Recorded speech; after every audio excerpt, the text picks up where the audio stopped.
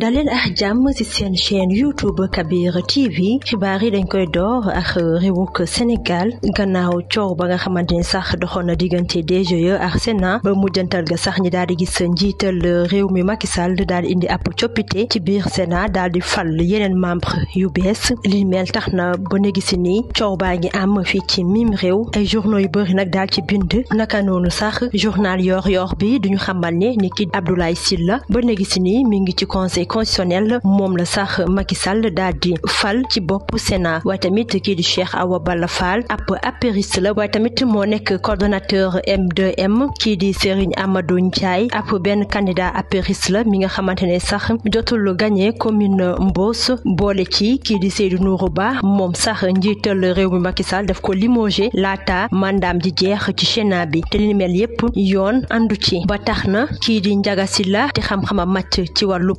élection nemmeeku na ay jiixi jaaxa ci décret bu bees ba nga xamante ne njiital réew mi Macky Sall jot na ko xaatim ba tax na sax moom nag dafa daal di attaqué boobu le décret waaye nag gannaaw loolu kii di Ismaïla Madior Fall nekk jëwriñ bi ñu dénk wàllub yoon moom it daal di bind ngir fësal rek ni kii di Ndiaga Sylla mënul attaqué décret njiital réew mi moomulee waaye yemu fa ndaxte expert électoral bi moom it jot na ko tontu ngir woon ko rek ni moomulee mën na attaqué décret bu tukkee ci njiital réew mi Macky Sall ci ay nomination yi nga xamante ne jot na ko amal ci biir Sénat.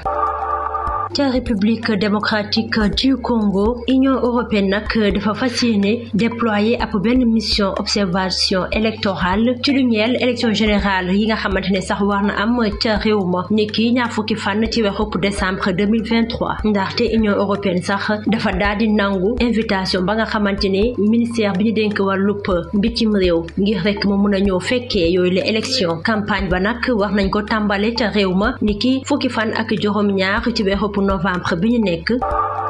ca Cameroun parti bi ñu duppee RDPC mi ngi màggal 41 ans ba nga xamante ne sax président Paul Biya def na ko ci bopp réew ma njiital réew mi nag mi ngi doon uutu kii di Ahmadou Ahidjo ci bopp nguur ga ni ki juróom benn fan ci weeru novembre 1982 tey jii kii di Paul Biya mi ngi am lu tollook 90 ans ñi koy jàppale ak ay partisans ñi ngi koy ñaan rek ngir mu représenté waat ci élection présidentielle yi di ñëw ñu wax ko amal sax ca réew ma niki atum 2025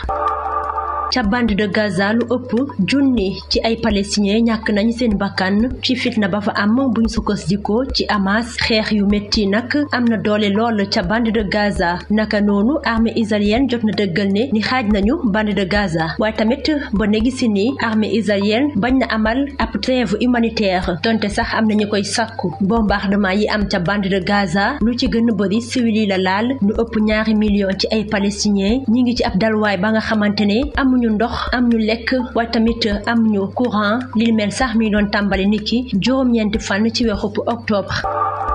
ca États-Unis benn at moo des ngir ñu amal seeni élection présidentielle mbir yi nag bu woyee nii électeurs yi boo moyul ñaari candidat lañuy choisir moo di ne Joe Biden ak kii di Donald Trump boobulee sax ba tey jii moom moo nekk champion des républicains donte sax mi ngi jànkonteel ay jafe-jafe ci wàllub yoon te li mel neexut démocrate yi waaye am na li ci am tamit moo di ne ñëpp xam nañ ne ni kii di Joe Biden dafa jéem màgg bu baax a baax.